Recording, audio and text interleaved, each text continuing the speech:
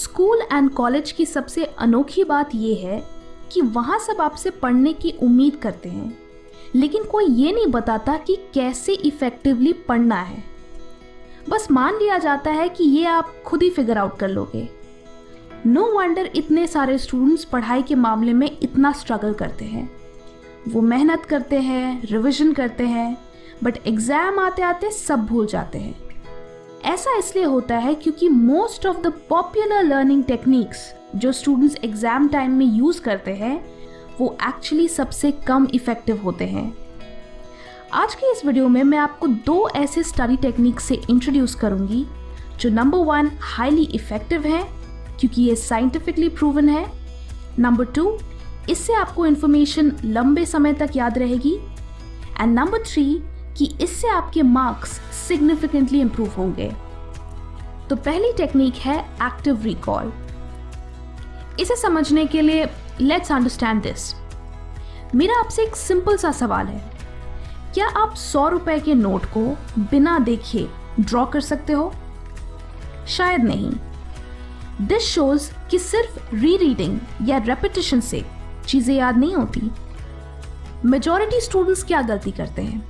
आप क्लासरूम में बैठते हो, इंफॉर्मेशन सुनते हो, फिर घर जाते हो, बुक रीड करते हो, करते रहते हो जब तक कि आपको वो इंफॉर्मेशन याद नहीं हो जाए। ये पैसिव लर्निंग है, यानी आप नॉलेज को बिना किसी एफर्ट के एक्वायर कर रहे हो। यही आपकी सबसे बड़ी गलती है। एक्टिव रिकॉल में आप इंफॉर्मेशन को रीड करने के बाद अपनी अंडरस्टैंडिंग को टेस्ट करते हो, यानी आप उस इंफॉर्मेशन को अपनी मेमोरी से रिकॉल करते हो कि इस पर्टिकुलर पैराग्राफ या टॉपिक से मुझे क्या सीखने को मिला। ये टेक्निक इस प्रिंसिपल पर बेस्ड है कि किसी भी चीज़ को याद करने के लिए आपको अपने ब्रेन को स्टिम्युलेट करना होगा। जब आप खुद से क्वेश्चंस पूछते हो तो आपके ब्रेन को आंसर याद करने के लिए एफर्ट लगाना पड़ता है, जिससे वो स्टिम्युलेट होता है। अब जितना ज़्यादा ब्रेन पावर उसे याद करने में लगाओगे, उतने ही अच्छे से वो इंफॉर्मेशन आपके ब्रेन में एनकोड होगी।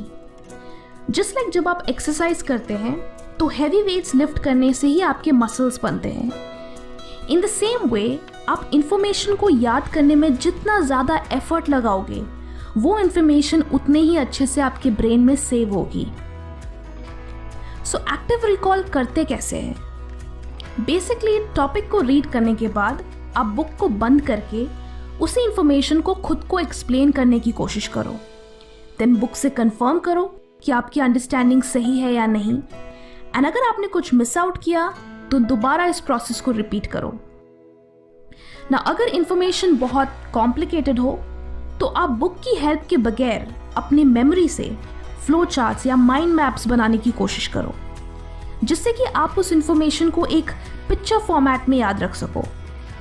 जब आप माइंड मैप्स बनाते हो तो वो एक पजल की तरह बन जाता है, क्योंकि मोस्टली बहुत सारे पॉइंट्स इंटरलिंक्ड होते हैं। तो अगर आप कुछ भी मिस आउट करते हो तो इंटरकनेक्टेड लिंक से आप उसे रिकॉल कर सकते हो। एक और चीज़ जो एक्टिव रिकॉल का बेस्ट ऑप्शन है वो है previous year question papers and mock test papers. You will be surprised कि इससे आपकी मेमोरी की कितनी अच्छी एक्सरसाइज होती है। अब कुछ दिन बाद जब आप उसी टॉपिक को रिवाइज करोगे तो यू विल फील लाइक कि मुझे तो कुछ याद ही नहीं, और आप फिर से बुक को रीड करना चाहोगे।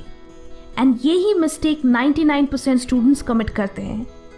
सही तरीका ये है कि आप सिर्फ टॉपिक को देखकर उसे रिकॉल करो, खुद से क्वेश्चंस करो, एंड देन मटेरियल रेफर करो कि आपने एग्जैक्टली क्या मिस आउट किया। हर बार इस तरह रिवाइज करने से वो इंफॉर्मेशन ओवर टाइम आपकी शॉर्ट टर्म मेमोरी से लॉन्ग टर्म मेमोरी में ट्रांसफर हो जाएगी।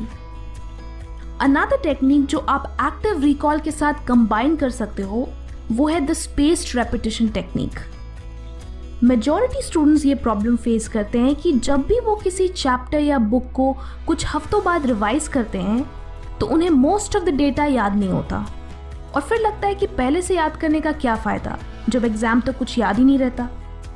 डू यू नो ऐसा क्यों होता है? It's because of the forgetting curve. अब आप सोचोगे कि ये क्या है? वेल, ये वो थ्योरी है जो कहती है कि विथ टाइम हमारा ब्रेन किसी भी इंफॉर्मेशन को हाई रेट से भूलता है। यानी ओवर टाइम मेमोरी फेड होती जाती है। इस थ्योरी के मुताबिक जब भी आप किसी टॉपिक को याद करते हो तो उसके 1 घंटे बाद आपको सिर्फ 44% चीज़ें याद रहती है, उसके 1 दिन बाद 33%, 2 दिन बाद 28% और ऐसे ही धीरे धीरे करके 31 डेज के बाद आपको सिर्फ 21% इंफॉर्मेशन ही याद रहती है। सो सोल्यूशन क्या है? सोल्यूशन ये है कि आप जितनी बार इस फॉरगेटिंग कर्व को इंटरप्ट करोगे आपको उस चीज़ को भूलने में और भी ज़्यादा टाइम लगेगा। लेट्स से कि आज आपने बायोलॉजी में नर्वस सिस्टम पढ़ा, देन आप इसे कल रिवाइज करो। रिवाइज मतलब एक्टिव रिकॉल करो, नॉट रीरीड। फिर 3 दिन बाद फिर रिवाइज करो, फिर 2 हफ्ते बाद, फिर 1 महीने बाद। इस प्रोसेस में आपको अपने रिविजन्स के बीच का गैप धीरे धीरे बढ़ाना है, इसीलिए इसे स्पेस्ड रेपिटेशन कहते हैं। आइडिया ये है कि आप जितनी बार उसे एक्टिवली रिकॉल करोगे और उसे जितना स्पेस्ड आउट रखोगे आप उसे उतने ज़्यादा दिनों के लिए याद रखोगे। स्पेस्ड रेपिटेशन का पर्पस ये है कि आप गैप के वजह से उस इंफॉर्मेशन को भूल जाएं, जिससे उस डेटा को रिकॉल करने के लिए आपको ज़्यादा से ज़्यादा ब्रेन पावर यूज़ करनी पड़े। एंड सो इस एक्सरसाइज से वो इंफॉर्मेशन आपके दिमाग में अच्छे से कंसोलिडेट होती है। अगर आप competitive exams like UPSC, medical या सीए एक्सेट्रा के लिए तैयारी कर रहे हैं, देन ये टेक्निक्स आपको अपने स्टडी मटेरियल को लॉन्ग टर्म के लिए याद रखने में हेल्प करेगी। कमेंट करके बताएं कि आप इनमें से किस स्टडी टेक्निक को सबसे ज़्यादा यूज़ करते हो। वीडियो अच्छी लगी तो लाइक करें एंड बहुत अच्छी लगी तो शेयर भी करें। Thank you and stay focused.